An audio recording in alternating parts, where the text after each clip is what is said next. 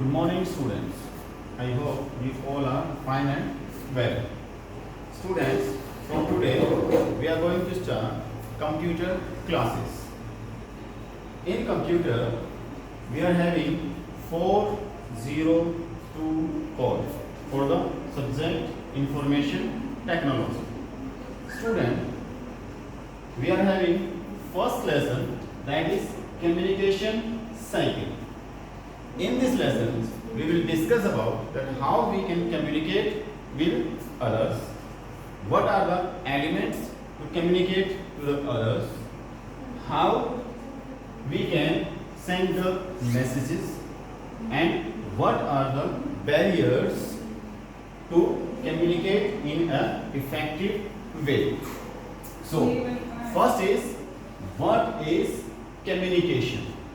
Communication is the process to share of information, ideas, feelings, news to the two or more peoples. Communication is a two-way process. It means in communication we need at least two persons. It is a two-way communication process. It means there is a sender and another is receiver. Sender will send the message, receiver will read the message, receive the message and send feedback to the sender. That is the process. Now, what are the elements in effective communication? So firstly, we will discuss about the features of effective communication. While communicating, both should use a common language. If there are two persons are communicating with each other, they should use a common language that is understood by both. Second is, message should be clear. It means the message which is given to the others, that should be clear. Next is listening to the other. It means when a person is sending the message, the next person should listen the message carefully. That is the most important aspect of effective communication. So what is effective communication? In effective communication, we are having two words. One is effective, second is communication. Effective communication, effective means it is having a complete desired result. Effective means when you are getting the desired result, that is effective.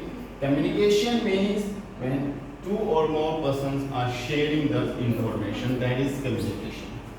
In effective communication, there are certain points which should be there. First is relevant. It means the content which you are using in effective communication, that should be relevant. Precise, that should be correct. Complete, the message, the content which is in your message, that should be complete. Concise, that should be small, up to the topic. Well structured, well illustrated, acceptable and predictable.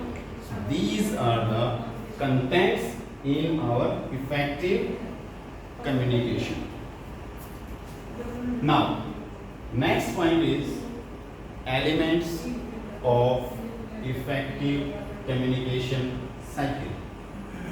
I have shown you a picture, the complete diagram of the communication cycle.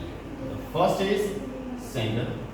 The sender who sends the message, but before sending the message, the sender will encode the message. Encoding means frame the message, format the message.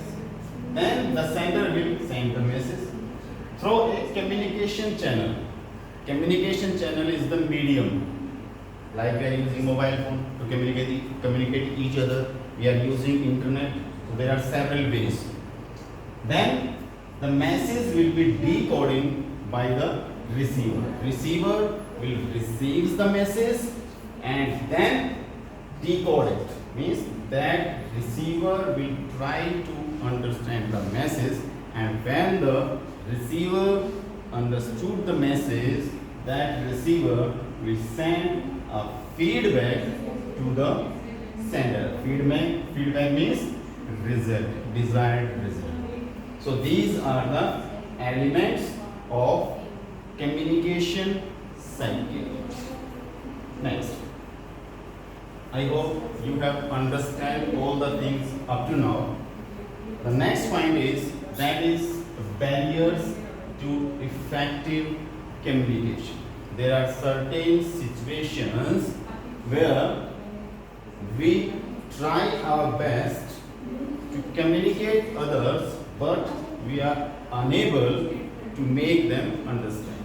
So how are those factors? First thing is a barrier is effective.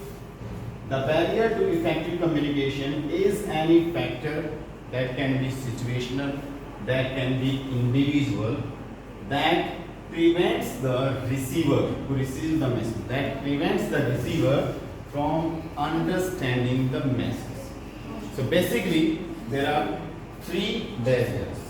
First is environmental barriers. In environmental barriers, suppose light probability.